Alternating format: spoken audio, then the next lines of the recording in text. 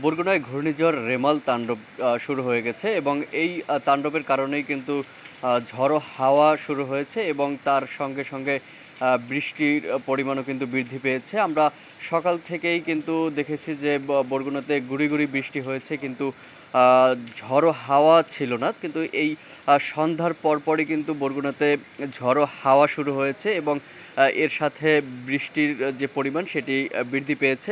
আমরা বরগুনার বিভিন্ন যে আশ্রয়ন কেন্দ্রগুলো রয়েছে, সাইক্লোন শেল্টার, সেগুলো ঘুরে দেখেছি এবং সেখানে কিন্তু ঝুঁকিপূর্ণ যে মানুষগুলো রয়েছে তাদেরকে কিন্তু নিয়ে আসা হয়েছে এবং তারা কিন্তু সেখানে আশ্রয় গ্রহণ করেছে এবং নিরাপদেই রয়েছে।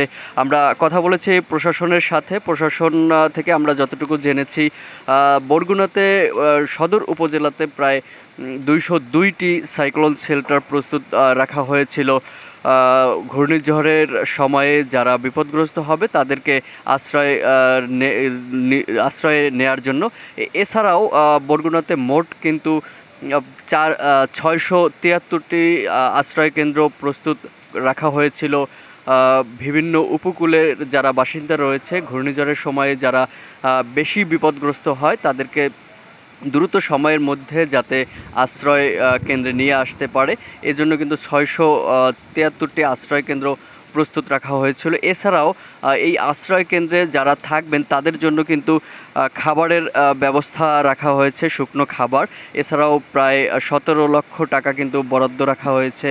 422 মেট্রিক টন খাদ্য সামগ্রী কিন্তু রাখা হয়েছে জেলা প্রশাসনের মাধ্যমে। এছাড়াও আমরা যদি একটু জানিয়ে রাখি যে বন্যার সময়ে সাধারণত নিরাপদ পানির একটি প্রয়োজন পড়ে থাকে।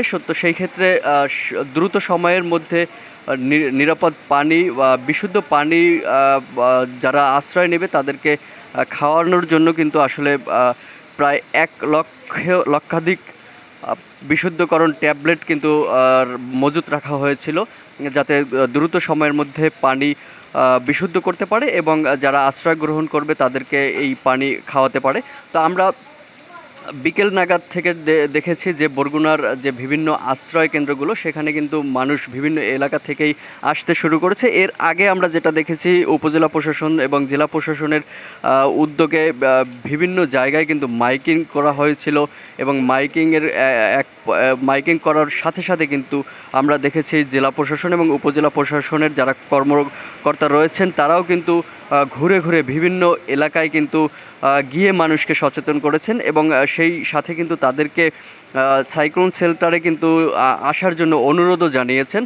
তাছাড়া আমরা যেটি দেখেছি যে বিভিন্ন সাইক্লোন শেল্টারে কিন্তু গবাদি পশু পর্যন্ত নিয়ে এসেছে এবং যার যে মূল্যবান জিনিসপত্রগুলো রয়েছে সেই জিনিসপত্রগুলো কিন্তু নিয়ে এসেছিল, যাতে বন্যাকালীন সময়ে বাড়িঘর যে নিমজ্জিত হয় সেই নিমজ্জিত হওয়া থেকে তাদের মূল্যবান যে জিনিসপত্রগুলো রয়েছে এবং গবাদি পশুগুলো রয়েছে, সে গবাদি পশু এবং মূল্যবান জিনিসপত্রগুলো যাতে বাঁচাতে পারে সেই লক্ষ্যেই কিন্তু তারা আসলে সেই সমস্ত জিনিসপত্র নিয়েই কিন্তু সাইক্লোন শেল্টারে এসেছে। আমরা সন্ধ্যাকালীন সময়ে বিভিন্ন সাইক্লোন শেল্টারে ঘুরে দেখেছিলাম যে আসলে বেশ কয়েকটি সাইক্লোন শেল্টারে আলোর ব্যবস্থা ছিল না। পরবর্তীতে আমরা প্রশাসনের সাথে যোগাযোগ করার পরে সেই সমস্ত সাইক্লোন শেল্টারেও কিন্তু আলোর ব্যবস্থা করা হয়েছে এবং সেখানে কিন্তু প্রায় প্রত্যেকটি সাইক্লোন শেল্টারে প্রায় 2 থেকে 300 অধিক মানুষ কিন্তু আশ্রয় নিয়েছে নিরাপদে এবং তাদের জন্য সকলের জন্যই কিন্তু শুকনো খাবারের ব্যবস্থা করা হয়েছে এবং প্রশাসন থেকে কিন্তু রাতের খাবারের জন্য খিচুড়ির ব্যবস্থা করা হয়েছে এবং পরবর্তীতে যদি আবহাওয়ার পরিস্থিতি ঠিক হতে আরও দেরি হয়, সে পর্যন্ত যদি তাদের খাবারের আরও প্রয়োজন হয় সেটি কিন্তু আসলে প্রশাসন ব্যবস্থা করবে বলে আমাদেরকে জানিয়েছেন।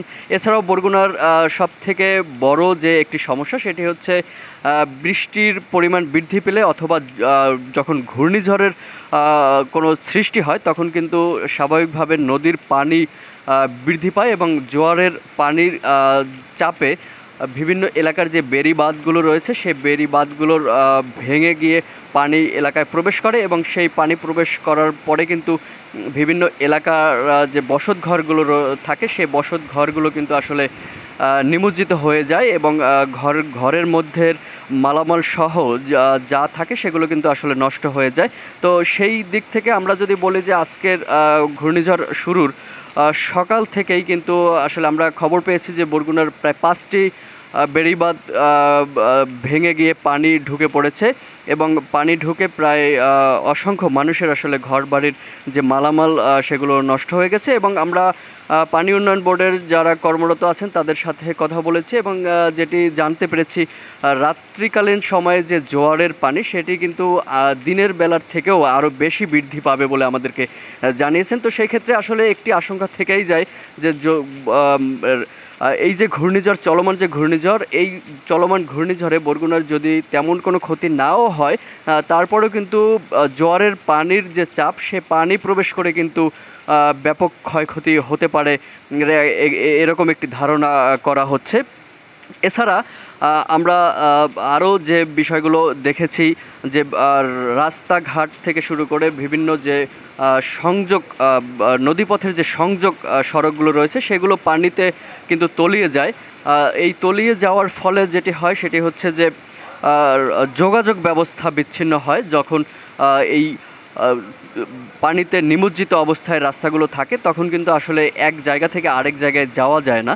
তো এক্ষেত্রে কিন্তু মানুষের ভোগান্তিতে পড়তে হয়। পানি যতক্ষণ পর্যন্ত নেমে না যাবে ততক্ষণ পর্যন্ত কিন্তু আসলে এই দুর্ভোগ পোহাতে হয় এই উপকূলবাসীদের।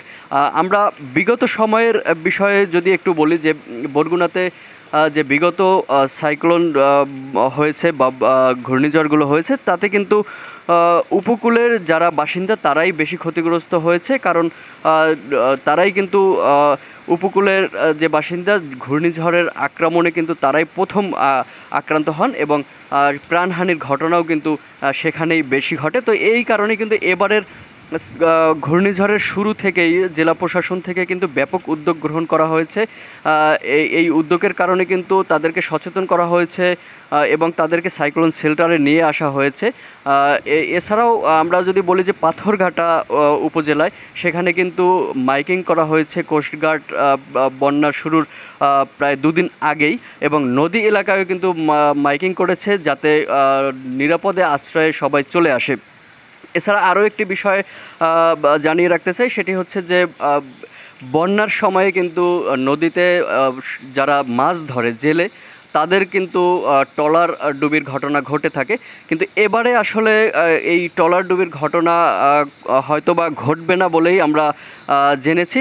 তার কারণ হচ্ছে সমুদ্রে এখন 65 দিনের যে নিষেধাজ্ঞা চলে সেই নিষেধাজ্ঞার কারণে কিন্তু সমস্ত মাছ ধরার ট্রলারই উপকূলে রয়েছে। কিছু ট্রলার নদীতে থাকলেও সেগুলো কিন্তু আমাদেরকে প্রশাসন থেকে জানানো হয়েছে যে তাদেরকে আগে থেকেই তথ্য জানানো হয়েছে ঘূর্ণিঝড়ের এবং সেই তথ্য পেয়ে কিন্তু তারা উপকূলে চলে এসেছে এবং নিরাপদ আশ্রয়ে রয়েছে। তো এই যে নিরাপদ আশ্রয়ে যাওয়ার কারণে কিন্তু এবারে আমরা ধারণা করি যে নদী অথবা সমুদ্রে যারা মাছ ধরে মৎস্যজীবী যারা রয়েছেন তাদের ট্রলার ডুবির ঘটনা ঘটবে না এবং জেলে নিখোঁজের ঘটনাও আসলে ঘটবে না। তারপরও হয়তো যদি কেউ থেকে থাকে নদীতে খবর না পেয়ে থাকে হয়তো এরকমের 2-1টি ঘটনা ঘটলেও ঘটতে পারে, কিন্তু ধারণা করা হচ্ছে যে আসলে কোনো ধরনের জেলেদের ক্ষয়ক্ষতি হবে না। বরগুনার এই শেষ রাত প্রায় 11টা বাজে। তো এই 11টার সময় আমি এখন দাঁড়িয়ে আছি বরগুনার জেলা প্রশাসকের কার্যালয়ের সামনে। এখানে আমার পিছনে এবং পাশে দেখা যাচ্ছে যে আসলে বন্যার যে সাইক্লোন যে রেমাল সেই রেমালের কিন্তু তাণ্ডব চলছে এবং এই তাণ্ডবে কিন্তু ঝড়ো হাওয়া সহ বৃষ্টি ঝরছে। এই ছিল বরগুনা থেকে রেমাল পরিস্থিতির সর্বশেষ।